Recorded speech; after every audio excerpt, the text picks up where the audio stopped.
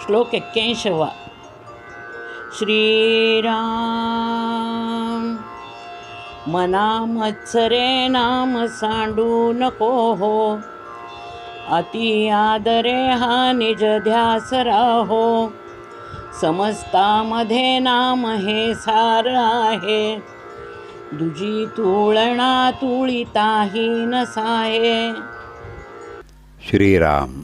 मनामध्ये मत्सर ठेवून नामस्मरण करू नये असं समर्थ सांगतात. मत्सर या शब्दानं एखाद्याविषयी तुच्छ बुद्धी सांगितली जाते.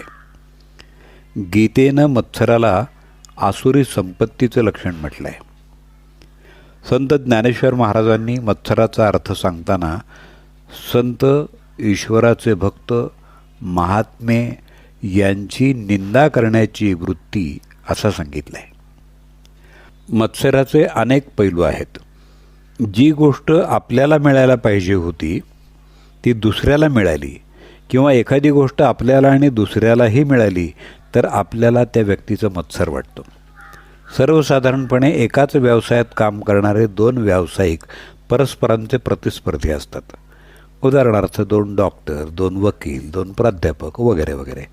तर त्यांना एकमेकांबद्दल मत्सर वाटण्याची शक्यता असते. तसंच एखाद्याचं महत्त्व आपल्यापेक्षा वाढू लागलं तरी दुसऱ्याला मत्सर वाटू शकतो. आपला मुलगा प्रल्हाद भगवंताचं नाव घेतो म्हणून हिरण्यकश्यपू हे त्याचे वडील असूनही त्यांना त्याचा राग आला, कारण आपल्यापेक्षा कोणालाही जास्त श्रेष्ठत्व मिळू नये अशी त्यांची इच्छा होती. त्या मत्सरापोटी हिरण्यकश्यपूनं स्वतःच्या मुलाला मारायला कमी केलं नाही.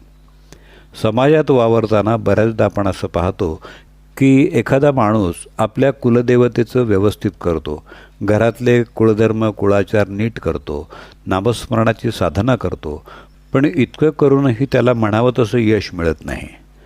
त्याची प्रपंचातली कामं होताना त्याला सतत संकट येत राहतात, आणि तेच दुसरा मनुष्य यातलं काहीही न करता त्याची कामं मात्र निर्विघ्नपणे पार पडतात. त्याच्या यशाचा घोडा वारेमाप धावत असतो.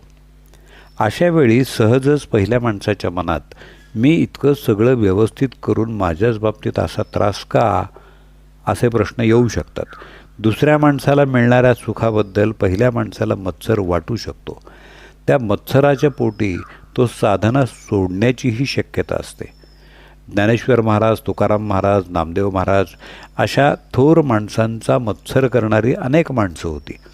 मत्सर मनात ठेवून केलेली सगळी साधना सर्वार्थानं व्यर्थ जाते असं समर्थ म्हणतात. ज्ञानेश्वर महाराजांनी तर या दोषांचं वर्णन अनेक उपमा देऊन केलेलं आहे. शरीर सुंदर आहे, ते दागदागिन्यांनी नटलेलं आहे, तरुण आहे, पण त्या शरीरात प्राणच नाहीत. रात्रीच्या वेळी लावलेल्या दिव्यात तेल वात आहे, पण ज्योत नाही. पंचपक्वान्नांनी भरलेल्या ताटात विष कालवलेलं असावं. एखाद्याच्या मनात कपट असताना त्यानं खोटं मैत्रीचं नाटक करावं. वैभवशाली घरात आश्रयाला जावं तर समोर विषारी नागिण बसलेली असावी. या सर्व उदाहरणांनी ते सांगतात की याप्रमाणेच मनात मत्सर ठेवून नामस्मरण केलं तर काही उपयोग नाही. मत्सरानं अंतःकरण भरलेली माणसं कोणाचं काहीही ऐकून घेण्याच्या मनस्थितीत नसतात. गीतेमध्ये भगवंतांनी ज्याच्या मनात माझ्याबद्दल असूया आहे त्याला गीता सांगू नये असं म्हटले. नाम म्हणजे नामस्मरणाचा अभ्यास. समर्थ सांगतात, विकृत मनोवृत्तीनं प्रेरित होऊन नामस्मरण करू नकोस किंवा सोडूही नकोस. मनुष्यानं शुद्ध हेतू मनात ठेवून नामस्मरण करावं. हेतू हा विहिरीत असणाऱ्या झऱ्याप्रमाणे आहे. झरा गोड पाण्याचा असेल तर पाणी गोडच लागतं. त्याप्रमाणे हेतू शुद्ध असेल तर कृतीही त्याला अनुरूप होऊ शकते. मुळात मत्सराची भावना मनात येऊच नये.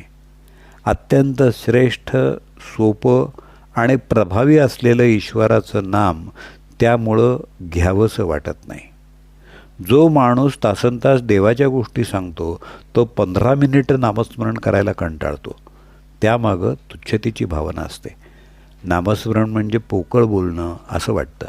त्यामुळं नामस्मरण करताना जितकी श्रद्धा पाहिजे तितकी नसते. म्हणून समर्थ रामनामाचा निजध्यास घ्यावा असं सांगतात. नाम घेताना ते सातत्यानं, लक्षपूर्वक आणि आदरानं घ्यावं असं ते सांगतात. आपल्याला नामाची गोडी कशी लागेल यासंबंधी चिंतन करावं. माणसाच्या उद्धाराची जेवढी साधनं उपलब्ध आहेत त्यातलं नाम हे सारभूत आहे. जसं ऑफिसमध्ये कोणत्याही कागदाला साहेबांच्या सहीशिवाय किंमत नसते, तसं नाम हे सर्व साधनांमध्ये साहेबांच्या सहीसारखं आहे. म्हणून व्यवहाराच्या मार्गानं जाताना सुद्धा नामस्मरण विसरू नये. खऱ्या प्रेमानं जर आपण आपला भार रामावर टाकला तर तो नेहमी आपल्या कल्पनेच्या बाहेर गोष्टी घडवून आणतो. म्हणून समर्थ म्हणतात, नामस्मरणाची तुलना होईल असं साधन अजून तरी उपलब्ध नाही. यज्ञ, याग, दान, तप, व्रत या साधनांना नामस्मरणाची सर येणार नाही. यासाठी गोंदवलेकर महाराज म्हणतात, नामसाधना हा सर्व साधनांचा राजा आहे. जय जय रघुवीर समर्थ. मना मत्सरे नाम सांडू नको हो, अति आदरे हा निज ध्यास राहो. समस्तामध्ये नाम हे सार आहे, दुजी तुळना तुळिताही नसाहे.